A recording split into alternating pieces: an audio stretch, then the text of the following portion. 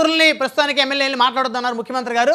So మరి మీరేం చెప్తారు? జగన్మోహన్ రెడ్డి గారికి ఉచ్చు బిగుస్తుంది, బిగవబోతుంది అని అనుకోవాలా? ఎందుకంటే వేళ్ళన్నీ ఆయన వైపే చూపెడుతున్నాయని చెప్పేసి మీ పార్టీ నాయకులు మాట్లాడుతున్నారు. మన ఎక్సైజ్ శాఖ మంత్రి కొల్లు రవీంద్ర గారు మాట్లాడారు. ఈ కుంభకోణానికి పాత్రధారి సూత్రధారి అంతా జగన్ గారే అని చెప్పేసి మాట్లాడారు.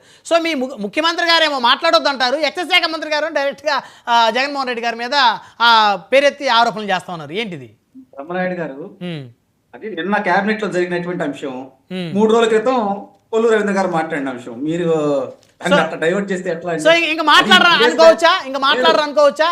అరెస్ట్ ఏమండి, ముఖ్యమంత్రి గారు ఒక నిర్ణయం తీసుకున్న తర్వాత ఆ నిర్ణయాన్ని అమలు చేస్తారు.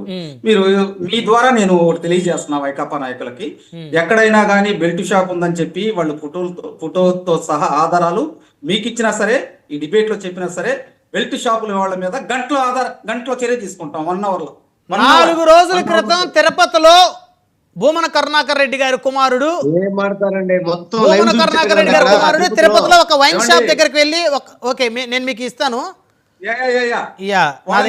చర్యలు తీసుకుంటున్నారా బ్రహ్మనాయుడు గారు? వాళ్ళ మీద చర్యలు తీసుకుంటున్నారు ఆల్రెడీ. నేను రెండో అంశం, ఏమండి బ్రహ్మనాయుడు గారు అంటే చర్యలు తీసుకున్నారంటే ఓకే, అక్కడ జరిగింది తప్పు జరిగింది, బెల్ట్ షాప్ నిర్వహిస్తా ఉన్నారు, ఎర్లీ మార్నింగ్ షాప్ ఓపెన్ చేశారు, ఒప్పుకుంటున్నారా లేదా జరిగిందని? దాని మీద చర్య తీసుకున్నారండి. ఓకే, చర్య తీసుకున్నారు. ఇంకోటి కంక్లూడ్ చేయండి, సమయం లేదు, నేను కంక్లూడ్ చేస్తానండి. మేము కక్షపూరిత ధోరణితో వెళ్ళిపోయి అసలు ఈ పీడిఎస్ ఏదైతే మొబైల్ వాహనాలు ఉన్నాయో వాటిని చేయాలంటే 1 year దాకా ఎందుకు అవుతామండి? మేము అధికారంలోకి వచ్చిన ఫస్ట్ రోజు చేయొచ్చు కదా. 1 year మేము ఆగాం. వీటి వల్ల ప్రజలకు ఏమన్నా ఉపయోగం ఉందా? మీరు రెండో అంశం, ఈ వాహనాలన్నీ వైకాపా పార్టీ వాళ్ళకే ఉన్నాయి, వాళ్ళ దగ్గర నుంచి మీరు ఏమైనా లాక్కుంటారా అన్నారు. కాదు.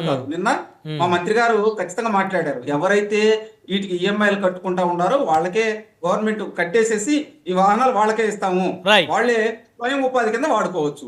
ఇక్కడ ఇంకోటి, మేము కక్షపూరిత ధోరణితో వెళ్తలేదండి. ఇక్కడ సిస్టమేటిక్ గా బాధ్యతాయుతంగా వెళ్తున్నారు మీరు. అవునా?